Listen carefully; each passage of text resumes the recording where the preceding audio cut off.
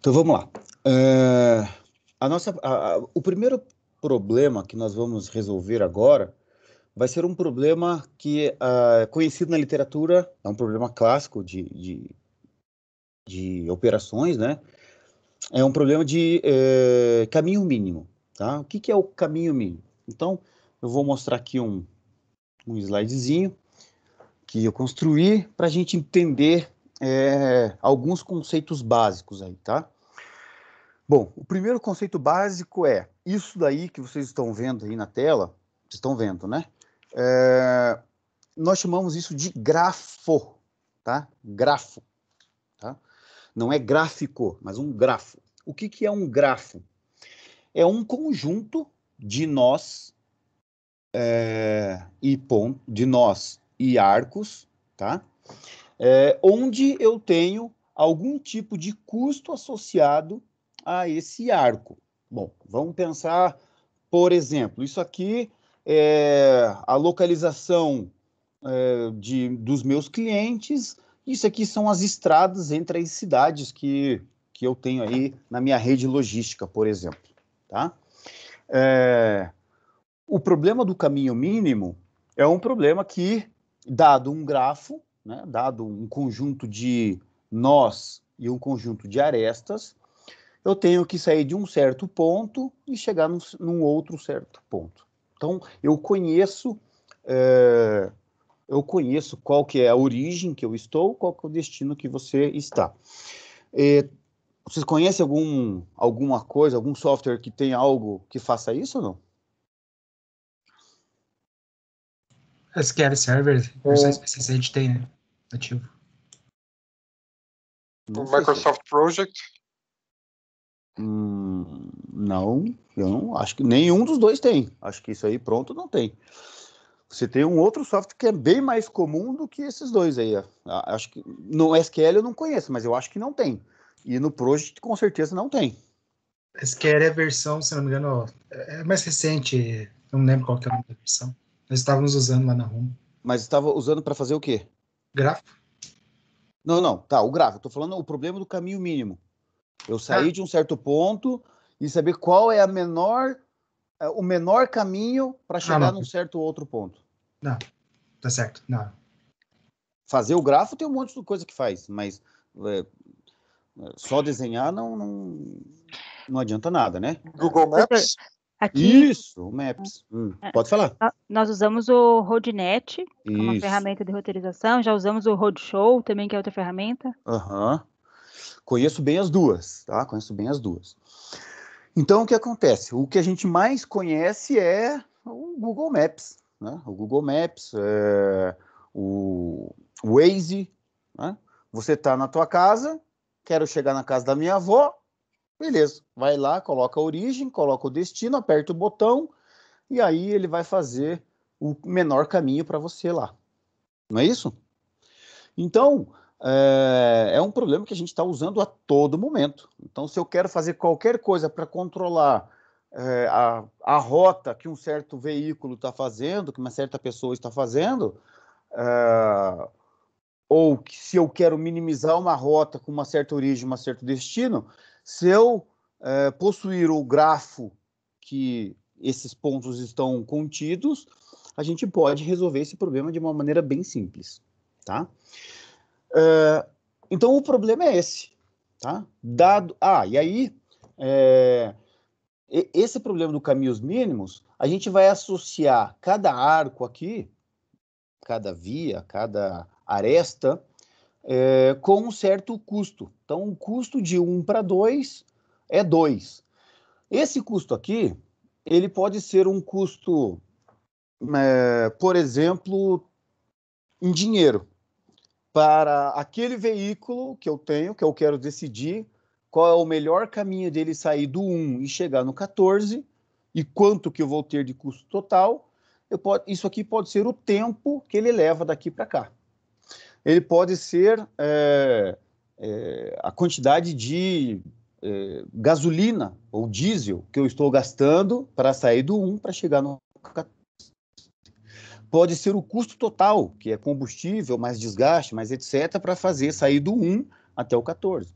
Pode ser a emissão de CO2 que eu tenho em cada um dos trechos, que eu posso medir com o histórico lá do meu computador de bordo do meu veículo, principalmente dos caminhões, hoje já vem equipados com essa medição. Então, eu posso colocar qualquer tipo de unidade de medida que esse número que está aqui associado a um arco vai ser o que nós chamamos de custo para sair do I e ir para o J. Nesse caso aqui, o meu grafo ele é não direcionado. O que eu quero dizer com isso? Eu posso sair do 5 e ir para o 9, sair do 9 e para o 5, que tanto faz. Essa via aqui permite eu ir nas duas direções. Então, ele é não direcionado, porque ele não tem uma direção definida.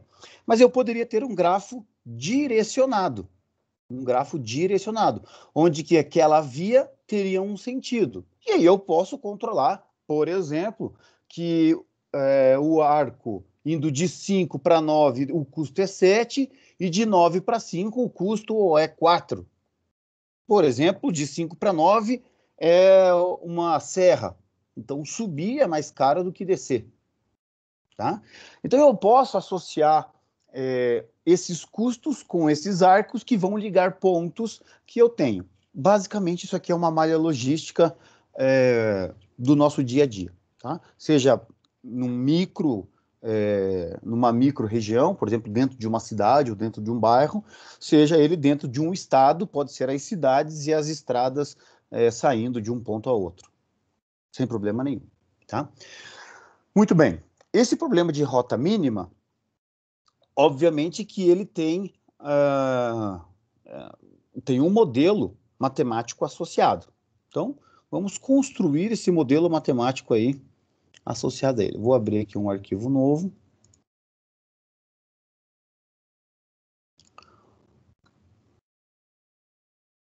Vamos construir um modelo matemático para... A pergunta que a gente quer fazer é a seguinte. Então, esse aqui é o problema da rota mínima.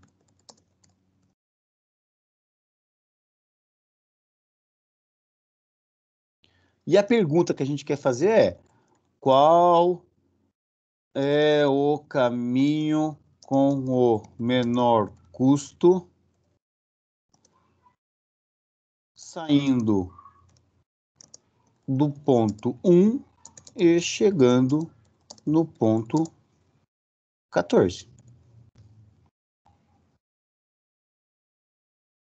Essa é a minha pergunta. Muito bem. Muito bem, eu posso fazer como se fazia antigamente. Abro lá um mapa e vou olhando aqui com o dedão e vou por aqui, por aqui, por ali, né? Beleza. Mas daí eu tenho que assumir que eu vou usar a distância, então eu estou definindo no olhão. Eu posso fazer como muitas empresas fazem hoje. Ele está saindo aqui do meu armazém, ele tem que chegar lá no meu cliente, fulano, chega para o motorista, fala, tá aqui o que você tem que entregar, tá aqui o caminhão, para entregar você tem que ir até a cidade tal, vá do jeito que você quiser. E o motorista decide qual é a rota que ele vai fazer. Se ele vai fazer aqui pelo meio, se ele vai sair aqui por baixo, se ele vai por cima. E tem muita gente ainda que defende que o motorista tem que ter a liberdade total para decidir qual é o caminho. Muito bem, o dinheiro não é meu, faz o que você quer achar melhor. Mas, se nós encontrássemos, ou se nós conseguirmos definir qual é o caminho com o menor custo, obviamente que se eu tenho diversos caminhões que fazem essas rotas e ao longo do tempo esse menor custo vai implementado, eu vou começar a ter uma produtividade muito maior, porque o meu custo vai ficar cada vez menor para fazer isso, proporcionalmente, obviamente. Tá? Então, esse é o problema que nós temos. Veja que não tem nenhum outro tipo de enunciado no problema. Não, eu só quero sair do ponto 1 e chegar no 14 com o menor custo possível. O primeiro passo que nós damos, obviamente, sempre vai ser definir quem vai ser a minha variável. Quem vai ser a minha variável? E a minha variável de decisão é simplesmente a decisão se eu vou usar o arco IJ nesse sentido, no caminho mínimo, ou não vou usar esse arco IJ no caminho mínimo. Por exemplo, eu vou usar o 2, 6 no caminho mínimo, ele vai pertencer ao caminho mínimo? Bom, se ele pertencer, vai ser 1, se ele não pertencer, vai ser 0. Então, é uma variável binária do tipo x, j, que vai ser igual a 1 se o arco IJ pertence à rota mínima. E 0, caso contrário. Então, é uma variável binária que nós temos. Bom, se a variável binária é do tipo 1 ou 0, como é que eu vou mensurar a distância total percorrida ou o custo total que eu vou gastar? Bom, se eu multiplicar o custo dessa aresta, né, desse arco, se vai ou não participar, se ele for participar 2 vezes 1, eu somo 2. Se ele não participar, se a minha decisão final é não participar, 2 vezes 0 é 0 e esse custo não entra na minha função objetiva.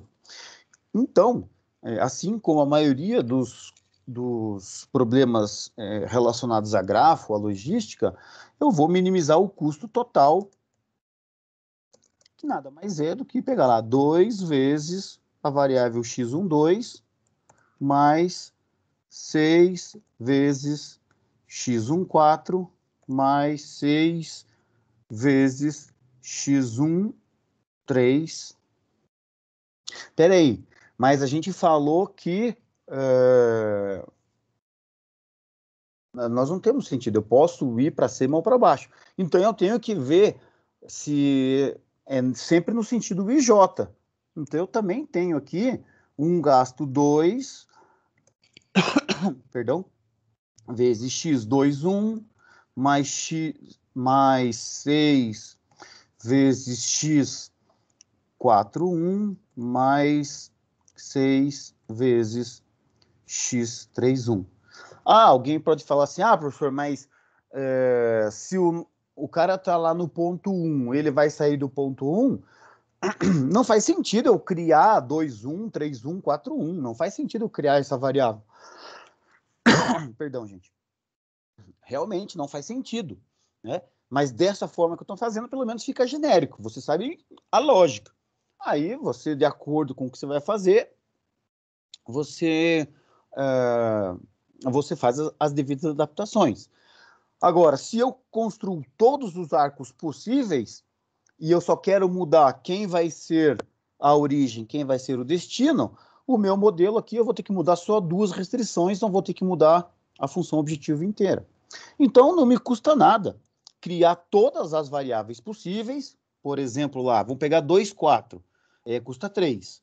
3 vezes x24 mais 3 vezes x42. Quer dizer, eu posso fazer aqui o trajeto 1, 4, 2, ou posso fazer o trajeto, por exemplo, para chegar em 6, 1, 4, 2, 6, ou 1, 2, 4, 6. Ou 1, 4, 6. Eu estou criando todas as possibilidades. Não esqueçam que a modelagem matemática ela tem que ser de tal forma que permita todas as possibilidades acontecerem. E a resolução do teu modelo é que vai te dar qual delas que é a melhor. Tá? E assim por diante. Então, a gente vai fazer isso até chegar lá no final, lá, 4 vezes x 13, 14, mais 4 vezes x 14, 13.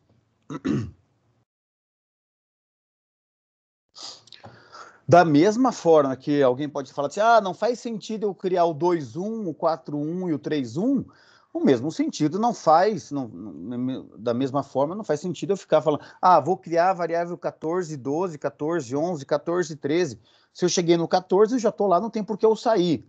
Tudo bem, mas se eu deixo a minha função objetiva completa, depois eu só mudo as restrições de quem é a origem e quem é o destino.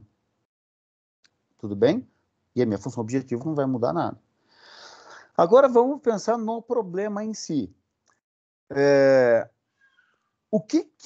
Como é que eu faço? Então, agora minhas restrições, sujeito a... Como é que eu faço para garantir... que o meu caminhão vai sair do lugar? O meu veículo vai sair do lugar? Então, aqui eu vou ter uma restrição de origem. Bom, para fazer sair do lugar, veja se não é meio óbvio. Se ele está em 1 e eu quero que ele saia do lugar, então, do 1 para o 2, ou do 1 para o 3, ou do 1 para o 4, tem que ser 1. Pelo menos um desses três tem que ser 1.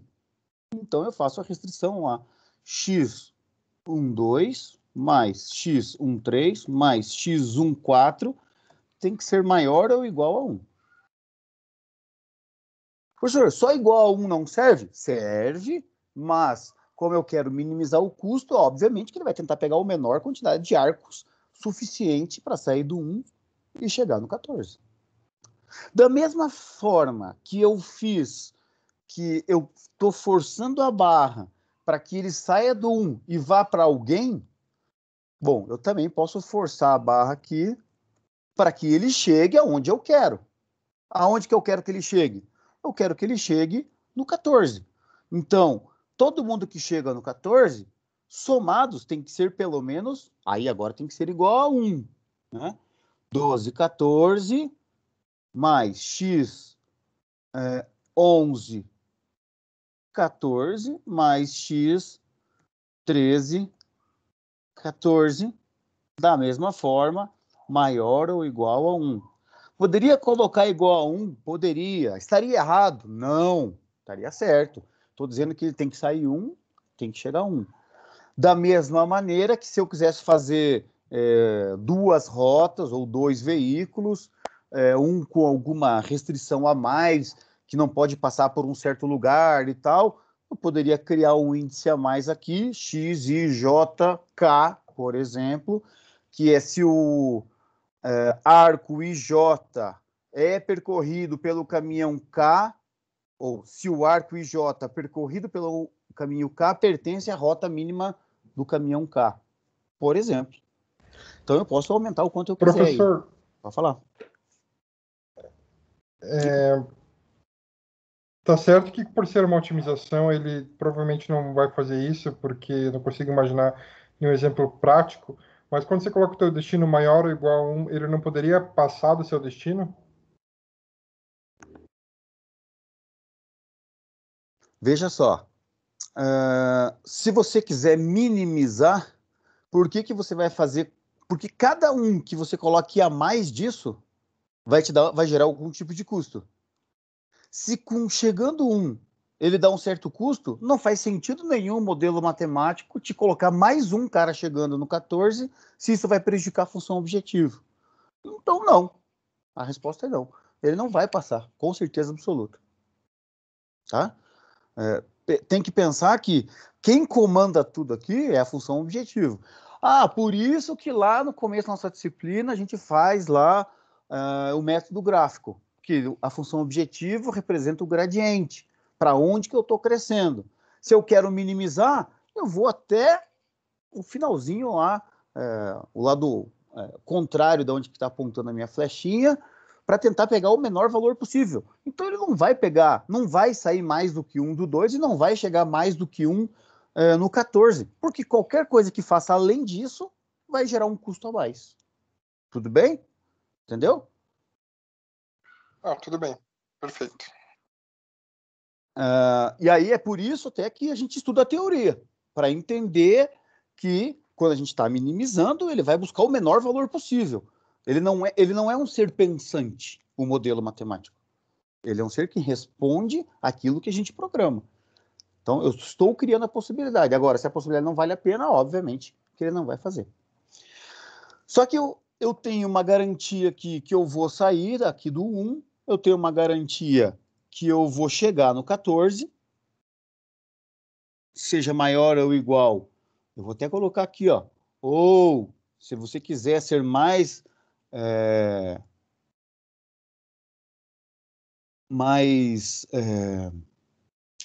precavido, colocar aqui igual a 1, sem problema nenhum, tá? Não vai mudar nada a nossa lógica de programação.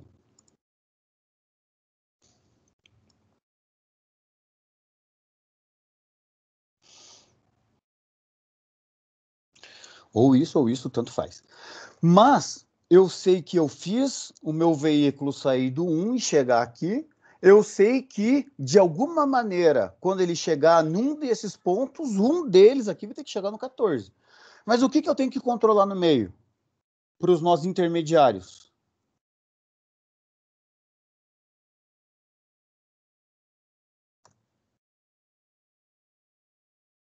Para o nó 2, por exemplo, o que eu tenho que garantir? Eu tenho que garantir que tudo que chega no nó 2 tem que ser igual a tudo que sai do nó 2. Se não chegar ninguém, eu tenho que garantir que não vai sair ninguém. Mas a gente já não viu isso lá no problema 20? A gente já não viu isso também no problema de produção? A gente não viu isso também no transporte? Então é a mesma lógica de novo, é a lógica da conservação de fluxo. Como é que eu escrevo isso?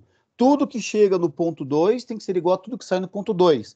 Quando eu digo tudo se não chegar nada no ponto 2, não pode sair nada do ponto 2, porque ele é um ponto intermediário.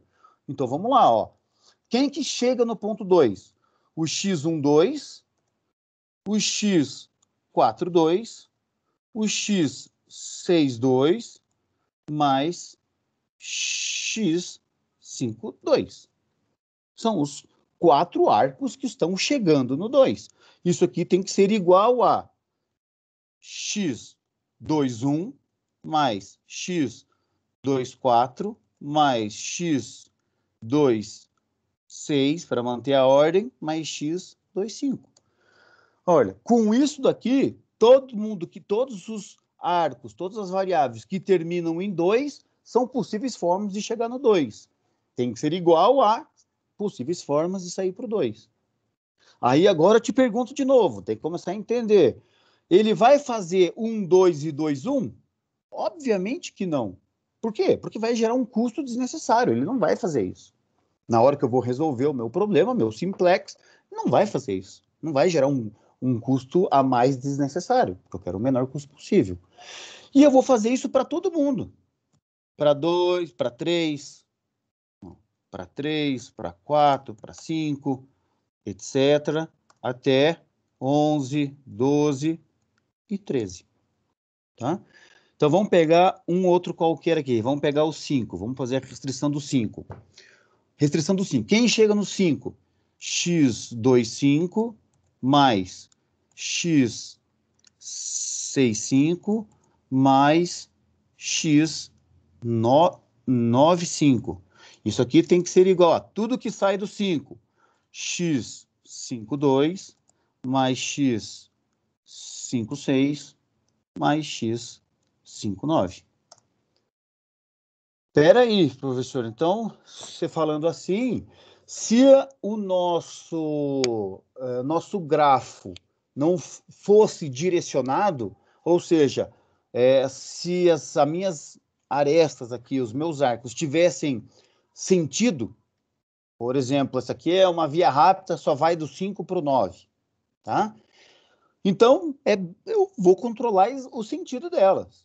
Imagine que do 5 para o 9 só vai para o 9, e do 5 para o 6 só vai para o 6, e do 2 para o 5 só vai para o 5.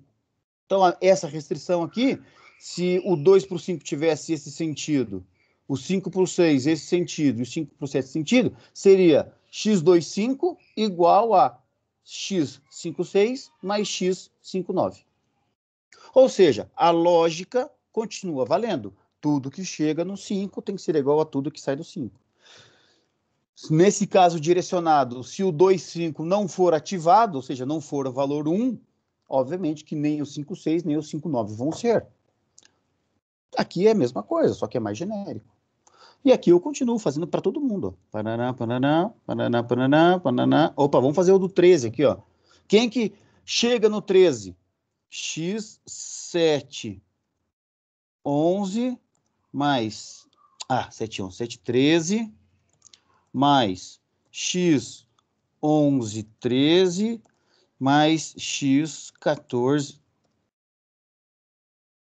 13.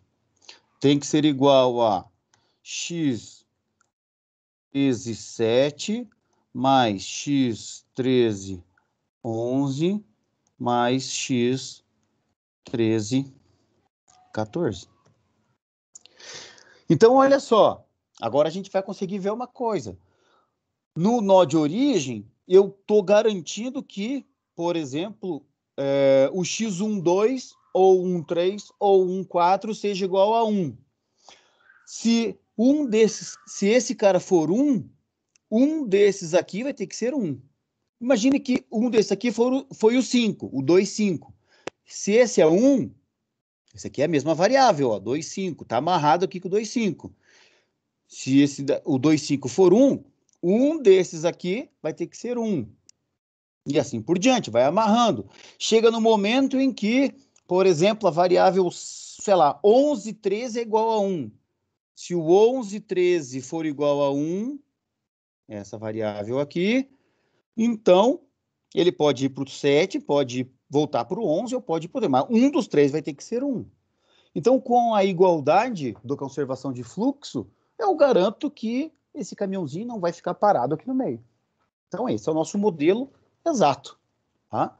Isso aí, vocês vão fazer esse exercício aí na lista de vocês, o modelo exato. Tá? Fácil de fazer, tranquilo de resolver. O modelo é um modelo que não requer tanto esforço computacional. Entretanto, o que é difícil aqui? Possuir esse banco de dados. Possuir essa estrutura aqui, bem certinho, bem bonitinho, com os custos, etc. No final, aqui dos algoritmos, a gente vai discutir um pouquinho sobre essa estrutura de dados aqui, como é que a gente tem, o que não tem, o que existe, tá? Mas, agora, por enquanto, tranquilo com relação ao modelo matemático aqui. Aqui, obviamente, que o x e j é binário, tá? Aí nós fechamos o modelo, função objetiva, restrições e domínio das variáveis. Tá? Então, tranquilo aí com relação a isso? Beleza, tio? Maravilha, então tá bom. Muito bem, vamos deixar esse cara aqui de lado. Deixa eu só salvar isso aqui. Salvar aqui. Então, aqui, ó. 2020, 11, 24. Muito bem. Então, está salvo aqui o modelo matemático. Depois a gente volta para a planilha. Muito bem.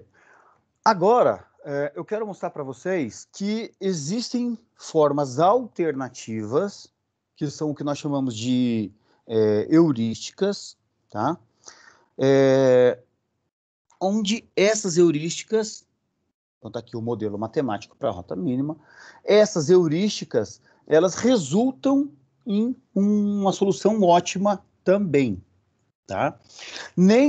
Vamos lembrar só um pouquinho, conceito. Modelo de programação linear, seja ele inteiro, binário, misto, sempre vai dar a solução ótima. Claro, dadas as restrições que você modelou. Eu não coloquei capacidade no meu caminhão, então não dá para fazer porque você não considera capacidade. O problema não é do modelo, o problema é que você não colocou o modelo da capacidade ali, as restrições referentes à capacidade. Tá? Existem algoritmos heurísticos. O que é um algoritmo heurístico? Lembra lá na primeira aula eu expliquei, mas eu vou explicar de novo aí para quem não lembra. Algoritmo heurístico é uma sequência de passos, uma receita de bolo, que eu vou seguir para resolver um problema específico.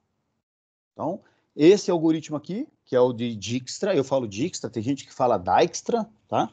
Não sei que raios que é esse cara aí, se é alemão, sueco, finlandês, mas Dijkstra ou Dijkstra é uma sequência de passos que vai resolver o problema da rota mínima de maneira ótima. Ou seja, ao invés de eu modelar o problema e resolver o modelo matemático, se eu aplicar o algoritmo de Dijkstra, ele também vai dar a resposta ótima. Entenderam, então, o que é a heurística? Existem outras heurísticas que não necessariamente vão resultar em soluções ótimas. Heurísticas por exemplo, de sequenciamento de produção, são heurísticas que dão uma solução relativamente boa, mas não são necessariamente ótimas. Tá? Não vai dar o melhor resultado possível. Não vai dar o mesmo resultado que o modelo matemático. Então, existem algoritmos exatos, heurísticos, existem algoritmos não exatos, heurísticos, os dois. O Dijkstra é um algoritmo exato. E ele é bem simples, tá? Bem simples mesmo. Então, ele é o seguinte. A gente vai lá designar o nó inicial com um valor do custo acumulado 0 e vai dizer que esse cara é avaliado. Então, nós vamos separar os nós do grafo em dois. Os avaliados e os não avaliados. Tá? Então, a gente vai, no segundo passo, identificar todos os nós não avaliados que estão conectados a um nó avaliado. Então, no início, só estou com o nó 1, avaliado. Eu vou avaliar quem que está ligado com 1. O 2, o 3 e o 4. E eu vou pegar todas as possibilidades e vou ver qual é a melhor no passo 3. Então, selecione o nó que fornece a mínima soma e faça com que ele fique avaliado. Esse nó terá um ponteiro para indicar de onde a mínima soma foi obtida. Ou seja, ele vai dizer, até chegar em mim aqui custa tanto e eu vim daquele cara ali, eu vim daquela direção. Se o nó terminal, ou seja, se o fim onde eu quero chegar ainda não está avaliado, eu volto para o nó 2. Avalio todos os não avaliados conectados a algum avaliado. Faço todas as possibilidades, vejo quem é o menor, volta para lá. E assim por diante. No final, quando eu chegar no nó terminal, no nó que eu quero, eu vou conseguir recuperar esse caminho de trás para frente, já com o custo feito. Então, como é que faz isso? Então, agora eu vou colocar aqui na apresentação.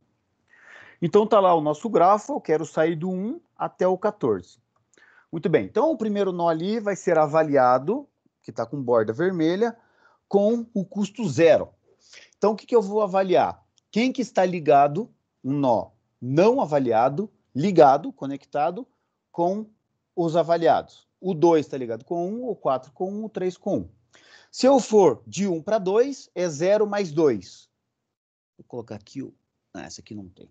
De 0 mais 2, dá 2. Se for para o 4, 0 mais 6, dá 6. Se for para o 3, 0 mais 6 dá 6. Muito bem, então, obviamente que eu vou escolher o nó 2 e ele vai entrar na lista dos nós avaliados. E eu sei que para chegar no 2, partindo do 1, o custo vai ser 2 e ele vai vir dessa direção, obviamente, do 1.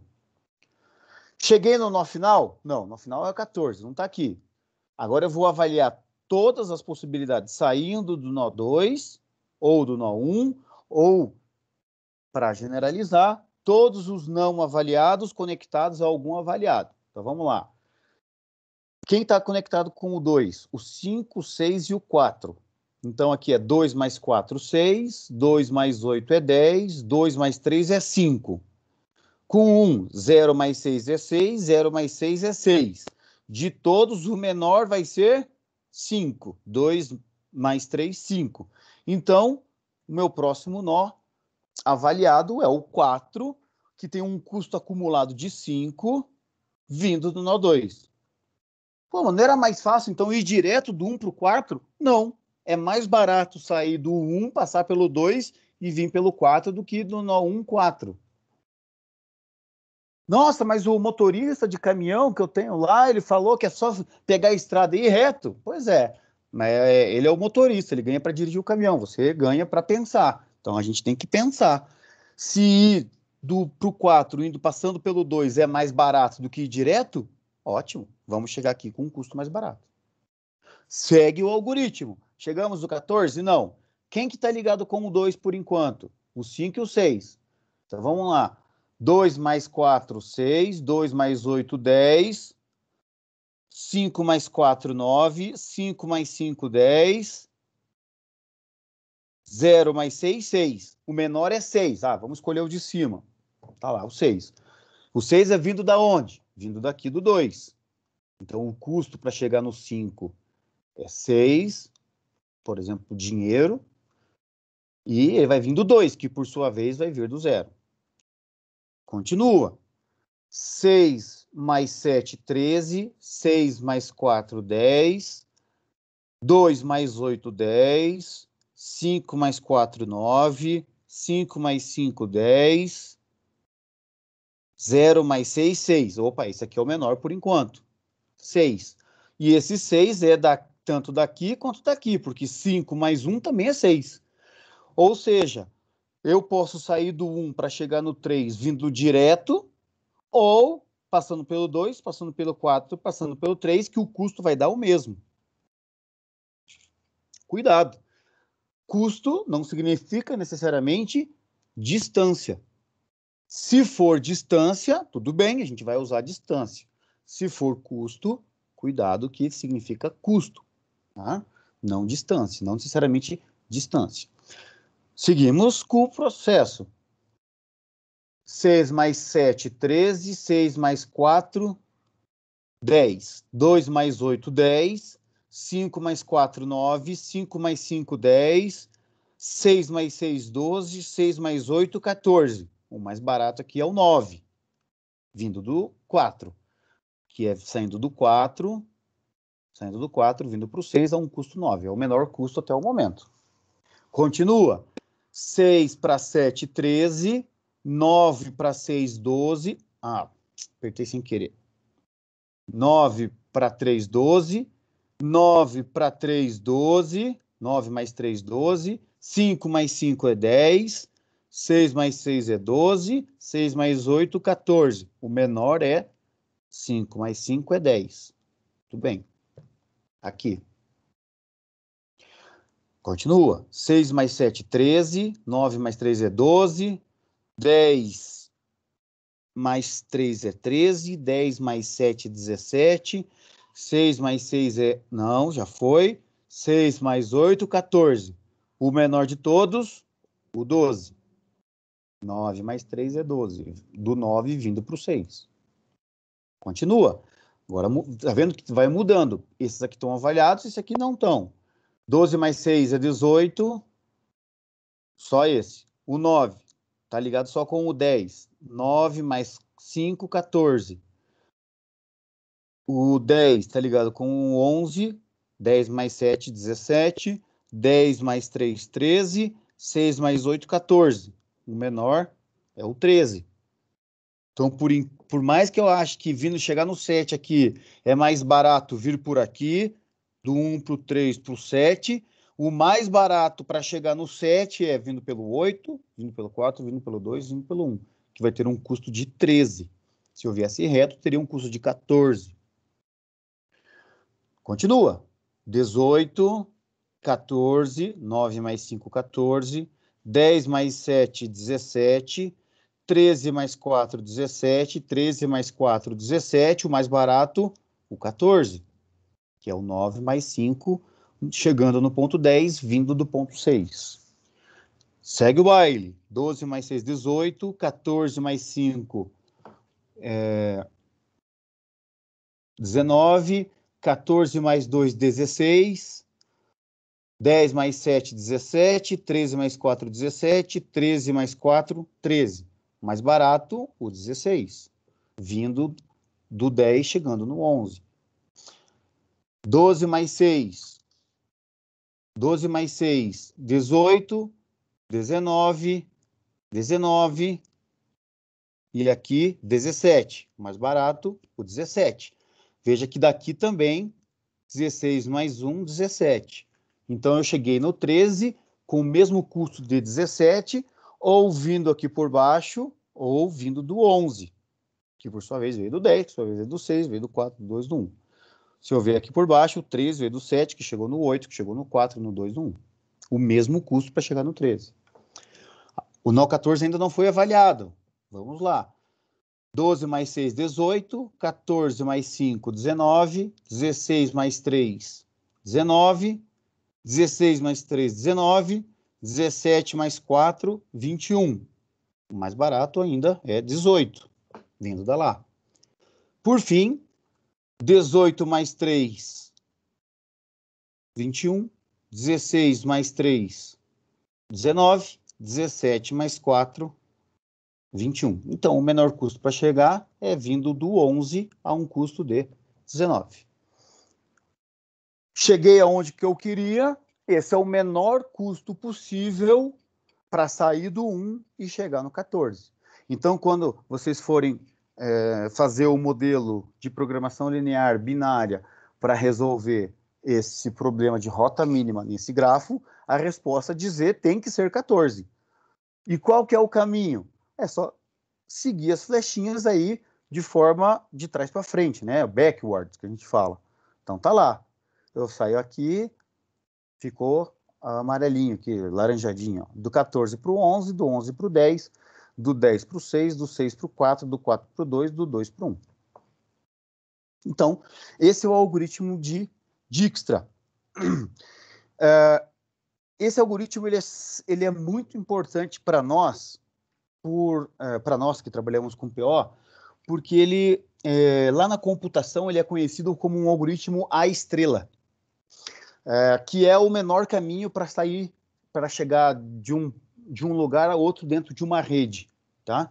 Então, para planejamento na área computacional, existe muito de transmissão de dados e o menor caminho possível para chegar, às vezes, num armazenamento de informação.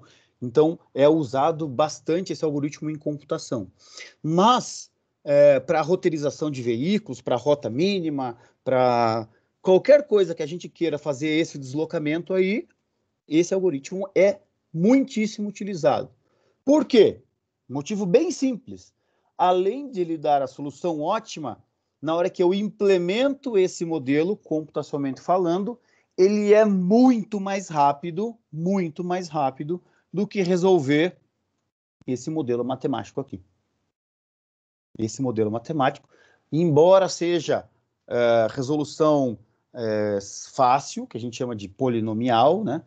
Conforme vai aumentando a quantidade de nós e arcos, a dificuldade aumenta polinomialmente, não aumenta exponencialmente. Então, ele é fácil de solução, um algoritmo relativamente fácil, uma solução relativamente fácil. Porém, esse algoritmo de Dijkstra, quando eu tenho a origem bem definida, o destino bem definido, ele é mais rápido do que o modelo matemático. Então, se você procurar aí no pacote do R, no pacote do MATLAB, do Julia, Python, provavelmente vai ter lá o algoritmo de Dijkstra implementado. Só procurar lá, provavelmente exista. Tá? No Julia eu acho que tem. Nos outros eu não sei, porque eu não fico fuçando lá esses outros. Mas é bem provável que tenha. Se não tiver, a programação dele é bem facinho de fazer. Tá? Então, por que Imagine lá, mas é usado por alguém? Sim, tanto o Waze quanto o Google Maps usam esse mesmo sistema. Pensem comigo o seguinte, se eu tenho a distância, imagine que isso aqui é uma cidade, tá? As ruas de uma cidade. Se eu tenho uma distância de 6 para 10, imagine que eu tenho lá uma distância, tantos metros. Eu tenho bastante gente conectada lá no Google Maps, por exemplo. Tá? Então, eu sei que, por exemplo, das 7 às 7h15, passa o primeiro carro, eu consigo registrar a hora que ele passa aqui nesse ponto 6, supondo lá que é uma esquina ou um ponto que eu tenho no meu banco de dados do Google Maps. Eu pego o tempo, venho aqui, a hora que ele passar esse ponto, eu pego o tempo. Bom, se eu tenho a distância e eu tenho o tempo que ele percorreu, distância sobre tempo é velocidade. Passar um carro, passa 2, passa 3, passa 4. Então, eu sei a velocidade do carro 1, sei a velocidade do carro 2, sei a velocidade do carro 3, sei a velocidade do carro 4. Se eu pego um histórico, eu posso lá fazer uma estatística simples. Qual é a velocidade média que está andando do 6 ao 10, das 7 às 7h15 da manhã? E eu transformo esse valor aqui em tempo. Ou seja, sair do ponto 6 para chegar no ponto 10, das 7 às 7h15 da manhã, é 5 minutos. Por exemplo, lá. 5 segundos, tá? 5 segundos, não fala em segundos. 5 segundos. Mas, com o meu histórico, das 7h15 às 7h30, do 6 ao 10, a minha velocidade média baixa um pouquinho. Se a velocidade média baixa, então velocidade é igual a distância sobre o tempo. O tempo passa para cima, a velocidade passa para baixo. Se a velocidade é baixa, o tempo aumenta. Então eu sei que tem mais carro, tem mais fluxo, a velocidade média aumentou e agora não é mais 5 segundos, é 7 segundos. Se eu tenho isso o tempo todo, a cada 15 minutos, a cada 10 minutos, a cada 5 minutos, para toda uma malha de uma cidade, quando você apertar o botão aqui, eu vou no meu banco de dados, rodo esse algoritmo que é muito rápido, consegue fazer muito rapidamente, mesmo numa grande quantidade de pontos. Tem alguns aceleradores aí que eu vou falar já qual que é. Beleza, eu sei qual é o caminho, eu vejo qual é a hora que você vai partir, que é a hora que você aperta o botão, ou pelo menos que você gerou a simulação, e dado o tempo que eu vou percorrendo pelo histórico, eu sei que aqui você vai passar num tempo que já passou para outra faixa, atualizo meus dados, e eu simplesmente pego o banco de dados e digo, você vai sair daqui às 7 horas e vai chegar aqui às 7h19. Por exemplo. Então, é exatamente assim que o Google Maps e o Waze funcionam. Eu tenho uma estrutura de grafo, pontos e arcos ligados com uma medição. Obviamente que quanto mais gente ligada, o peso da velocidade que eu estou tendo das últimas medições do meu carro vai ficando cada vez mais assertiva, porque eu tenho mais... então eu estou medindo online praticamente a velocidade lá. Então, quando tem acidente, alguma coisa, e a velocidade diminui, está todo mundo mandando informação, olha, a velocidade que está saindo daqui, chegando aqui, e ainda tem o GPS do carro, porque se o cara vem andando e para aqui por causa do engarrafamento, essa distância ele percorreu, o tempo continua passando. E aí a velocidade vai diminuindo, chega uma hora que a velocidade fica muito pequenininha. Então eu sei que aquele carro está parado. Um carro está parado, outro carro está parado, três carros estão parados. Opa, tem congestionamento. Devolve para mim em tela que essa via aqui está laranjada, está vermelha, porque tem gente, tem carro passando lá. Então é exatamente assim que funciona o Google Maps e o Waze, obviamente com alguns aceleradores computacionais, tá? Então, implementar uma coisa dessa é muito bacana, tá? Muito bem. Quais são os possíveis aceleradores? Legal. Olha só. Neste caso aqui, nós estamos saindo do ponto 1 ao ponto 14. Eu teria que fazer todo esse algoritmo para todo mundo. Pô, não seria mais inteligente da minha parte se eu deixasse tudo já pré-processado? Se eu tivesse a menor distância já do 1 ao 12, do 7 ao 19, do 11 ao 2, do 3 ao 6, do 5 ao 13, tudo pré-processado. Não seria mais inteligente? Obviamente que seria. Então, quando eu tenho um volume de dados muito grande e uma estrutura viária que não muda muito tempo, eu posso lançar mão de um outro algoritmo que nós chamamos de algoritmo de Floyd. Então, agora vamos voltar lá para nosso... Vamos olhar aqui o algoritmo de Floyd. Diferente do algoritmo de Dijkstra, o algoritmo de Floyd, ele serve para descobrir, para que a gente, uma vez que a gente rode o algoritmo num certo grafo, daquele grafo eu consigo saber qual que é a menor distância, o custo associado a percorrer de uma certa origem I até um destino J, para quaisquer dois I e J. Para quaisquer dois I e J. Isto é, O algoritmo de Floyd, ele é um algoritmo que eu tenho ligação do 1 ao 11? Não, não tenho. Lá no resultado final do algoritmo de Floyd, se você olhar linha 1, coluna 11, vai ter uma resposta e essa resposta vai ser 16. E vai ter uma outra tabela que nós vamos dizer, ó, do 1 ao 11 você passa pelo 10, você passa pelo 6, você passa pelo 2 e você sai do 1. Então, o Floyd é para isso, para que eu o armazene. Espera aí, então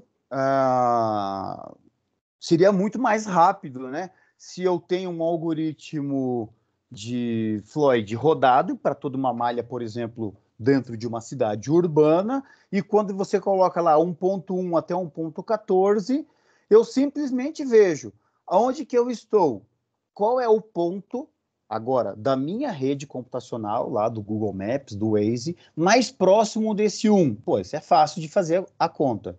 Saio desse ponto. Eu sei qual é o ponto mais próximo da minha rede ao 14, que é a casa da minha avó. Eu quero ir lá tomar café na minha avó. Legal, é aqui. Muito bem. Soma essa distância. Se for necessário, aplico o Dijkstra nesses 2 trechinhos. Desse ponto cadastrado, eu vou lá no Floyd e pego automaticamente a resposta. Instantâneo. Tá? Instantâneo. Ele é extremamente rápido, porque você vai ler só uma linha só, a gente vai ver como é que faz isso agora. Tá? Então, esses são alguns aceleradores. Professor, e quando muda uma via? Ótimo, eles vão lá, tem um delay, não tem? A via mudou hoje, eles não ajustam o Google Maps e o Waze logo em seguida. Eles vão esperar aquele carrinho passar ou algum usuário falar, olha, tá errado, agora essa rua antes ia e vinha, agora só vai. Fizeram um binário. Vai demorar um certo tempo, esse certo tempo é o tempo deles mapearem isso, processarem de novo todo o algoritmo de Floyd, ou o Dijkstra, e lançarem no ar a nova versão, a mesma velocidade. O quanto melhor for isso, quanto mais rico em pontos, mais preciso você vai ser. Consequentemente, mais tempo computacional você necessita. Entender um pouquinho o Floyd, tá? Agora eu estou com um grafo que ele vou abrir aqui, depois eu já fecho de novo, que ele é direcionado. Então, por exemplo, do 1 ao 2 só vai e custa 1. O 2, ele para chegar em 2 é só pelo 1, e do 2 ele sai para o 3 e sai para o 4. O 3, o 2 chega no 3, o 1 chega no 3, e o 3 só vai aqui o 4, tá vendo? Tem flechinha dos dois lados. O 3 só sai para cá. O 5 pode ir para o 3, o 5 pode ir para o 4, mas ele não pode ir para o 1 diretamente. O 4 pode ir para o 1, o 4 pode ir para o 5, mas o 4 não pode ir para o 3, por exemplo, direto. Então, por exemplo, eu quero saber qual é o custo e qual é o caminho que eu vou fazer para sair do 3 e chegar no 2. Que eu não consigo pegar essa via aqui porque aqui é contramão. Então, essa é a resposta do Floyd. Eu quero sair do 5 e chegar no 1. Qualquer origem e destino o Floyd vai dar para a gente. Então, como é que a gente faz isso? Então, vamos lá agora para a planilha, para planilhar isso daí. Então, vamos lá. Aqui está o nosso...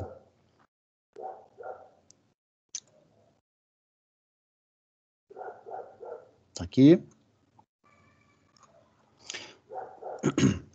Então, eu tenho aqui uma matriz que nós chamamos de matriz de custos. 1, 2, 3, 4, 5. 1, 2, 3, 4, 5.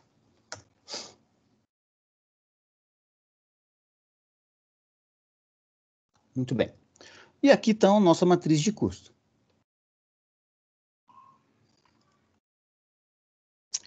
Obviamente que qual é o custo de eu não sair do lugar? Não custa nada. Neste caso aqui não custa nada. Mas poderia até que custasse alguma coisa, ficar parado custasse alguma coisa. Mas nesse caso aqui, para simplificar, do 1 para 1 é 0, do 2 para 2 é 0, do 3 para 3 é 0, do 4 para 4 é 0, do 5 para 5 é 0. Então, eu sempre vou fazer uma matriz de custo baseado em que as linhas são as origens e as colunas são os destinos. Maravilha, beleza. Então, tá bom. Então, agora vamos mapear esses custos aqui. Do 1, ele vai para onde? Do 1, ele vai para o 2 a custo 1. Do 1, ele vai para o 3? Vai, aqui por baixo, ó. Do 1 vai para o 3 a um custo 4. Do 1, ele vai para o 4 a um custo 3. E do 1, ele vai para o 5 a um custo 8. O 2, ele vai para o 1? Não. Então, eu vou deixar em branco por enquanto. Do 2, ele vai para o 3? Vai, custo 4. Do 2, ele vai para o 4? Vai, custo 3. Do 2, ele vai para o 5? Não, deixa em branco. 3. O 3 vai para o 5 somente, que é 4. Só aqui, ó. O 4, ele não vai para o 2, ele vai para o 1, a um custo 3, não vai para o 2, ele não vai para o 3, e para o 5, ele vai custando 2. E o 5, ele vai para o 3, com um custo de 4, e vai para o 4, com um custo de 2. Então, essa é a nossa matriz de custo do nosso grafo. Tá? Aqui é importante uma coisa que vocês provavelmente vão se defrontar nos artigos, vão ver, vão enxergar isso nos problemas reais, que é o seguinte: essa matriz aqui, matriz de custos, é uma matriz que nós chamamos de esparsa. O que quer dizer esparsa? É uma matriz que está cheia de zeros, que não tem ligação, que não tem ligação direta, tá? Como é que a gente resolve isso? É o Floyd, tá? Sempre é o Floyd. Então, como que a gente funciona? Então, algoritmo de Floyd, que eu vou escrever aqui em cima. Algoritmo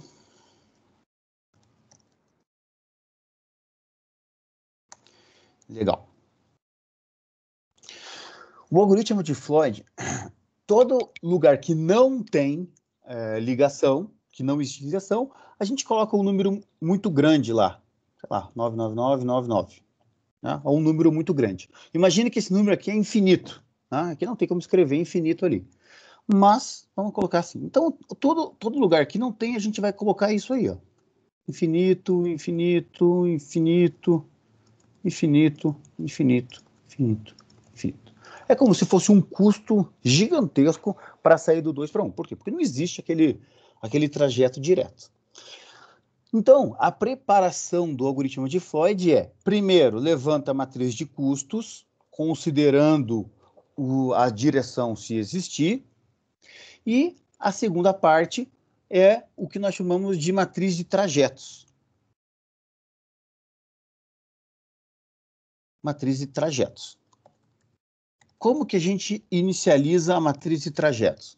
A gente simplesmente diz que é o ponto de origem. Então, aqui vai ser sempre 1, 2, 3, 4, 5.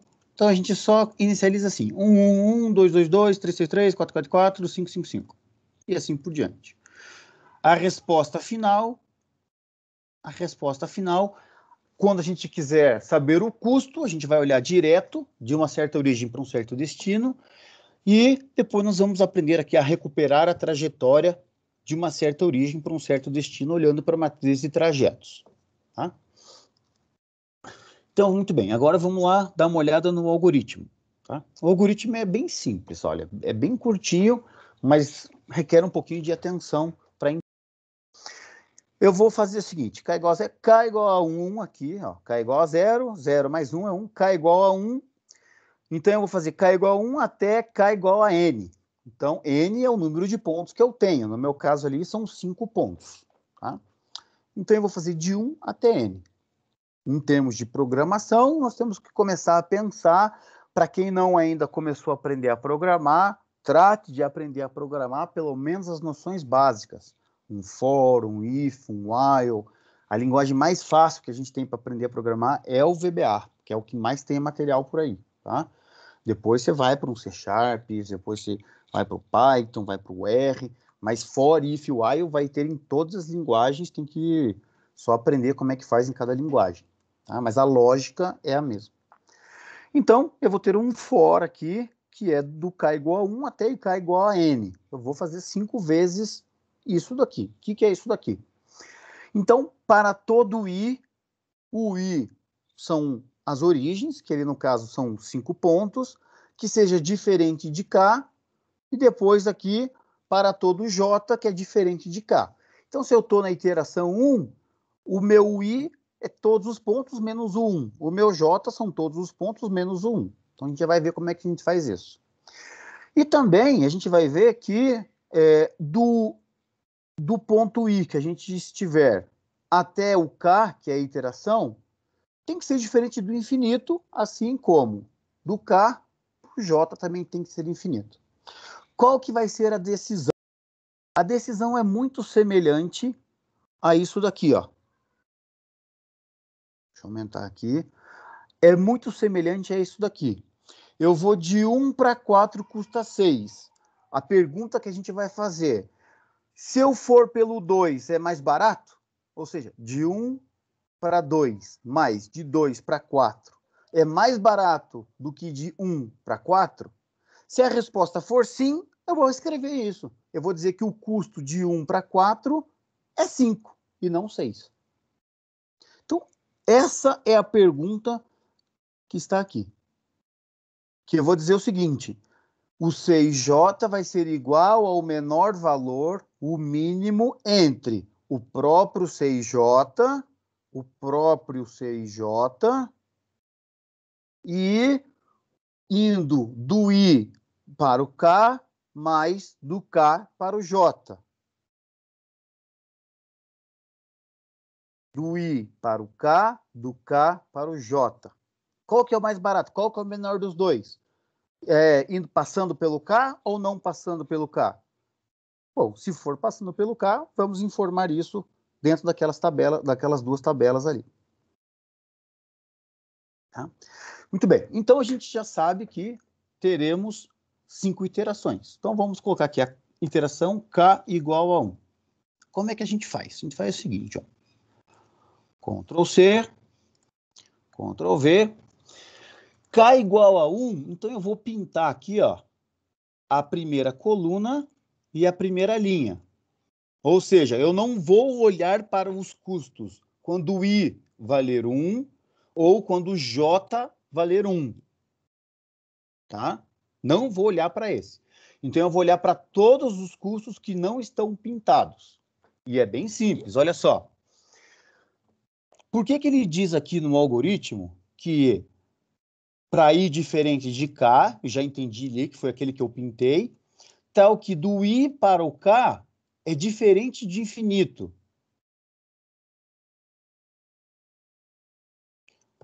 Poxa, eu estou no 1, certo? Eu vou olhar esse custo 2,2. Ó, o custo 2,2. Ele tem que ser o menor entre custo 2,2 ou quem é o K? Não é 1? O custo de 2 para 1 mais o custo de 1 para 2. É isso aqui que eu estou decidindo. Isso aqui. Se nessa soma um termo deles for infinito, se nessa soma um termo for infinito, não faz sentido eu fazer isso. Então eu vou fazer essa soma só quando um termo não for infinito. Porque senão, ó, 2 para 1, infinito, mais 1 para 2 é 1. Infinito mais 1 é infinito. É maior que 0? É menor que 0? Que a gente quer pegar o menor valor. Infinito é menor que 0? Não, não é. Então não faz sentido. Infinito, ó, I igual a 2, igual a 3, igual a 4, igual a 5. I igual a 2, J igual a 2, J igual a 3, J igual a 4, J igual a 5. Então, vamos lá. Para o I igual a 2, vamos olhar para todos os J's. I igual a 2.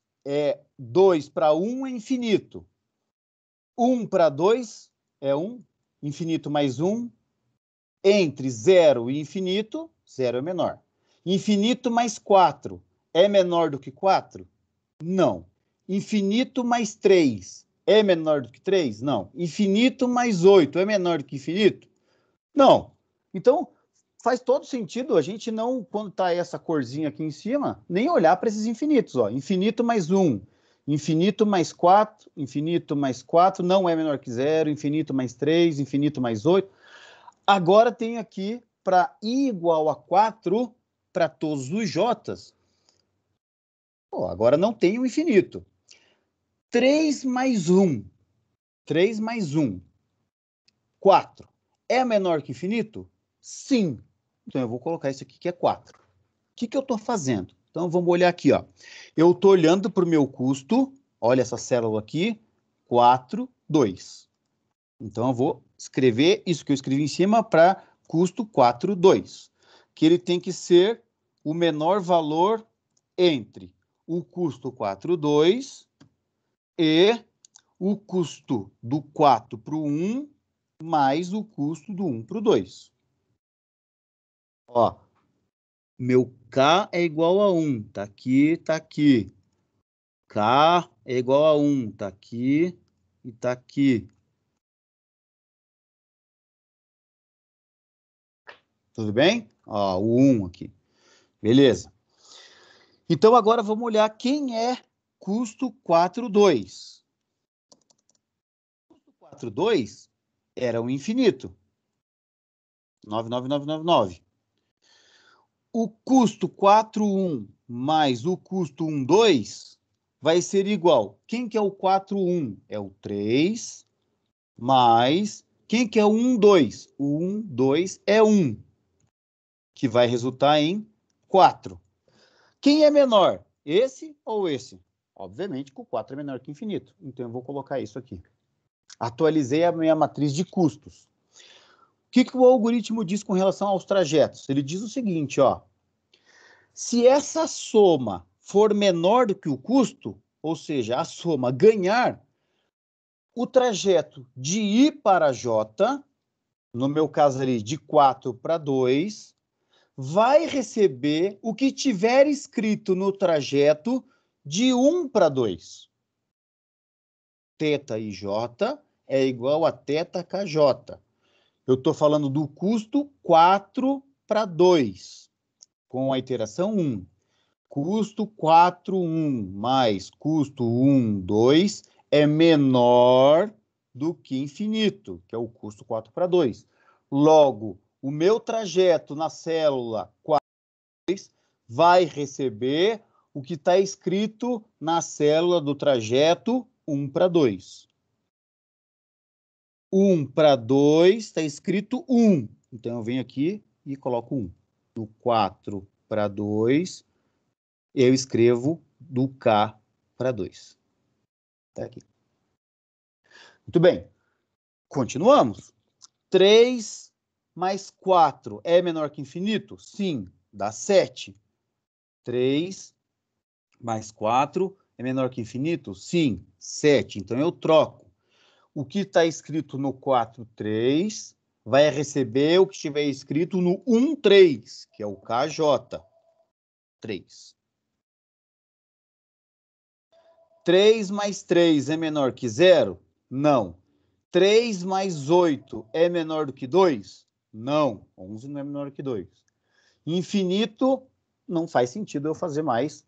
Acabou, morreu. Beleza. K igual a 1 foi. Então, agora eu posso acelerar um pouquinho.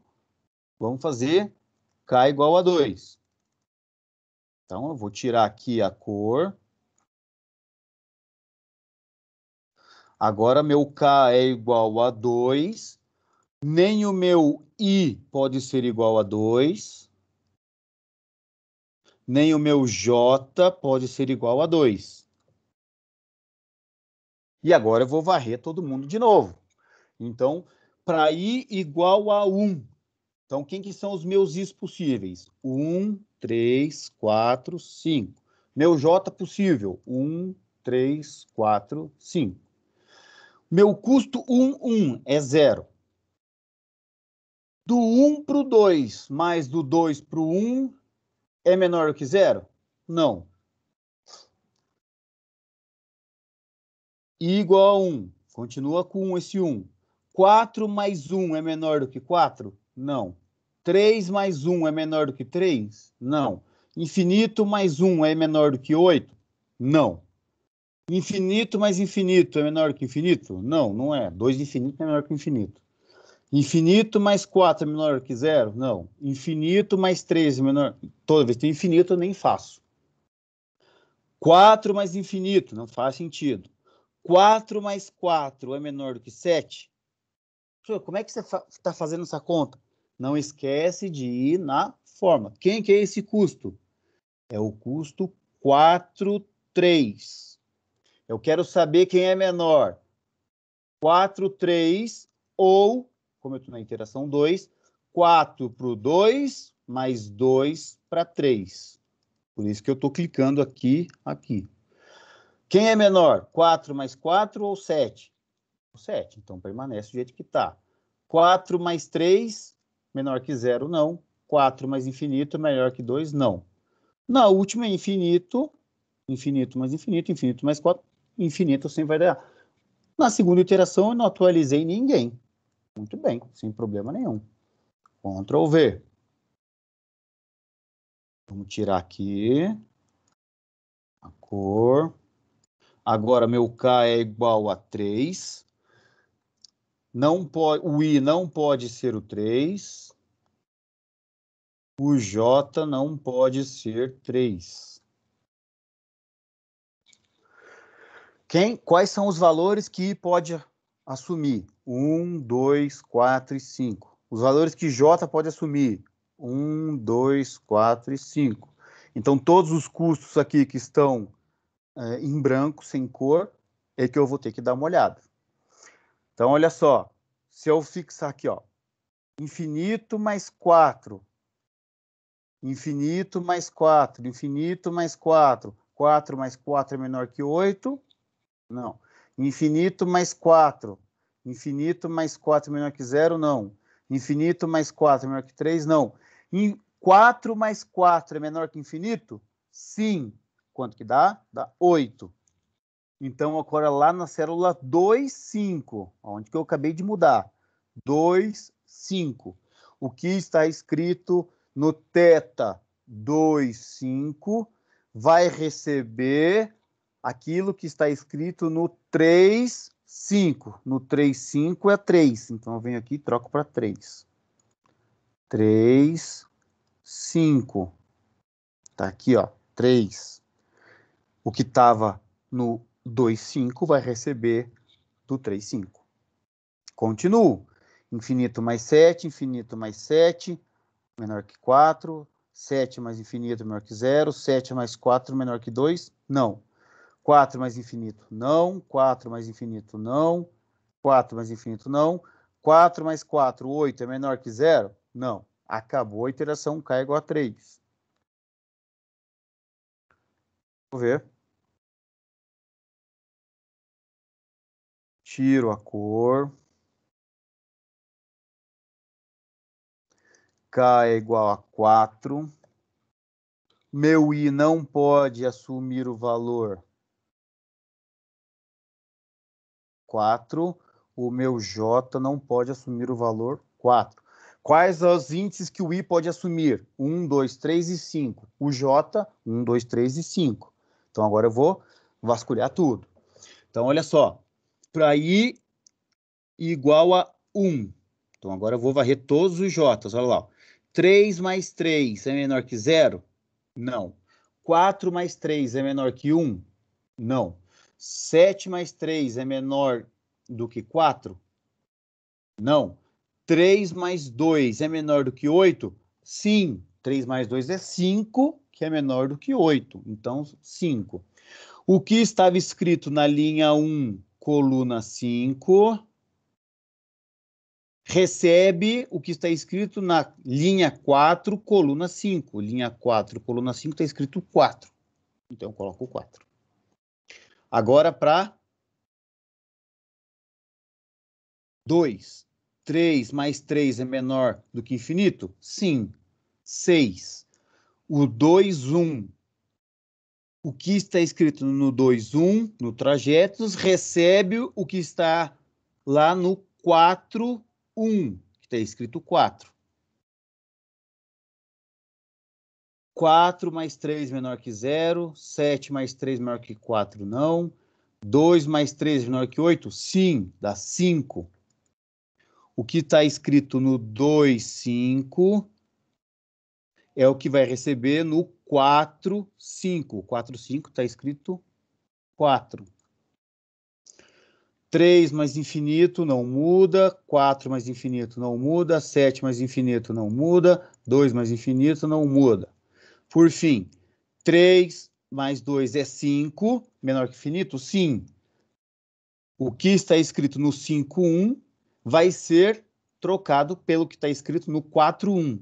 4, 1 está escrito 4, eu troco o 4 aqui. 4 mais 2 é 6, é menor que infinito? Sim.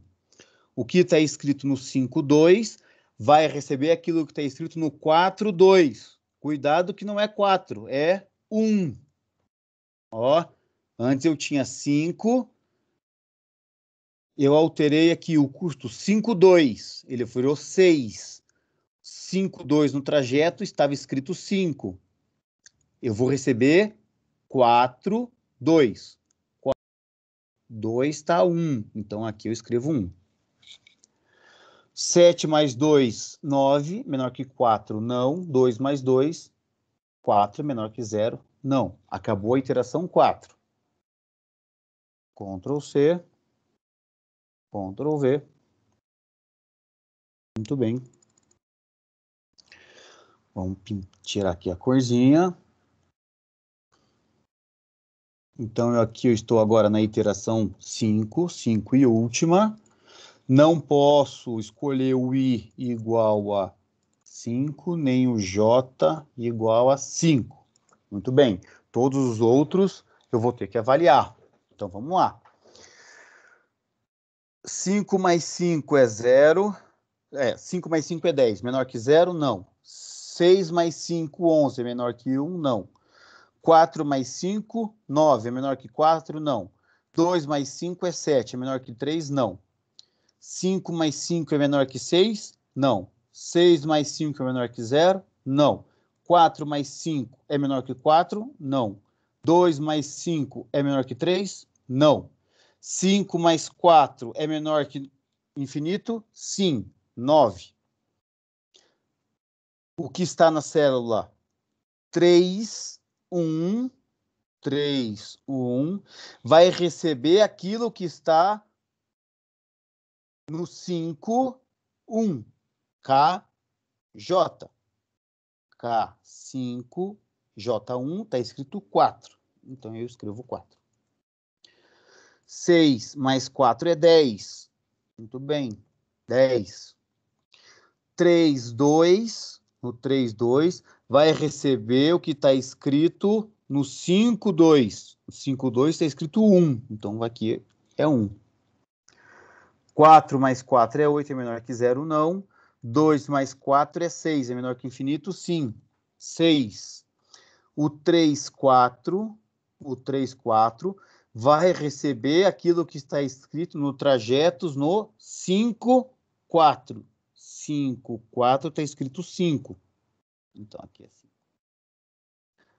Por fim, 5 mais 2 é menor que 3, não. 6 mais 2 é menor que 4, não. 4 mais 2 é menor que 7? Sim, é 6. Então, no 4, 3, vai receber o trajeto que está escrito no 5, 3, que é 4. 4. 2 mais 2 é 4, é menor que 0? Não. Acabou, nós estamos na solução final. Muito bem. Agora, a gente pode dado que a gente tem a solução final, essa é a minha matriz de Floyd, que nós chamamos, podemos olhar aqui e conferir para ver se eu fiz certo. Espero que eu tenha feito certo.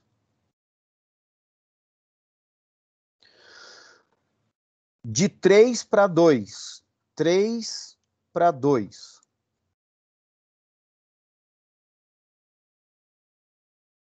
Eu fiz alguma coisa errada aí, galera. Não, não tá aqui no final. Tá aqui. Boa. Tá aqui. Essa aqui é a final. Tá? De 3 para 2. Meu custo de 3 para 2. Custa 10. Vamos ver se é isso mesmo. Qual que é o caminho? Eu venho aqui 3.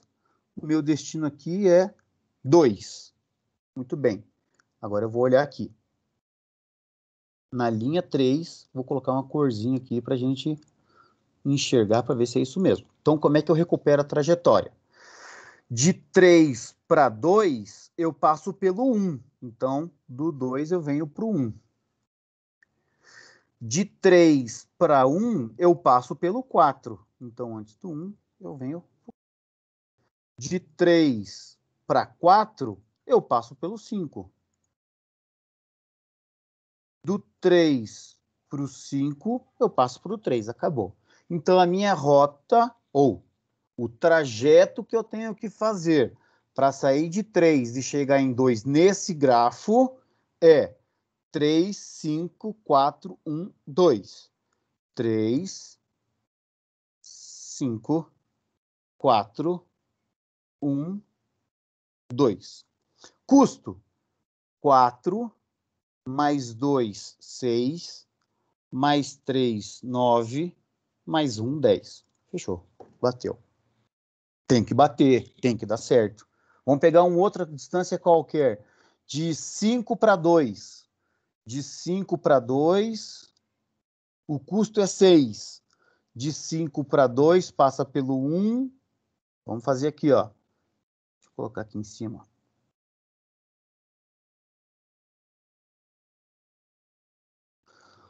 De 5 para 2. 5 para 2, o custo é 6. Então, eu saio de 5 e vou chegar lá em 2. Então, vamos olhar aqui, ó. De 5 para 2, passa pelo 1. De 5 para 1, passa pelo 4. De 5 para 4 é o próprio 5. Então, é 5, 4, 1, 2. 5, 4, 1, 2. 2, 5, 6. Bateu, tem que bater. Isto é, agora, se eu tenho a matriz de Floyd para esse problema, quaisquer 2 pontos aqui, eu vou ter a rota mínima olhando simplesmente para essa tabela. Isto é, se eu saio aí na rua, medindo o tempo, a distância, fotografando as ruas, marcando latitude e longitude com o carrinho lá do Google Maps, depois eu processo isso, deixo pronto a matriz de Floyd, se eu quero saber de um ponto a qualquer, eu simplesmente tenho que dizer qual é o ponto da minha base mais próximo da onde aquela pessoa está, qual é o ponto da minha base mais próximo que é o destino que ela quer ir, trago para a minha tabela aqui, o Floyd recupera a trajetória, então eu só tenho que fazer esse processo aqui, que é ler uma linha de uma matriz, que é muitíssimo rápido, extremamente fácil. E aí, agora sim, a gente tem toda essa estrutura. Tá? A gente tem toda essa possibilidade para fazer. Claro que a gente vai decidir isso... uma rota de caminhão, a gente vai decidir isso com o Floyd? Depende.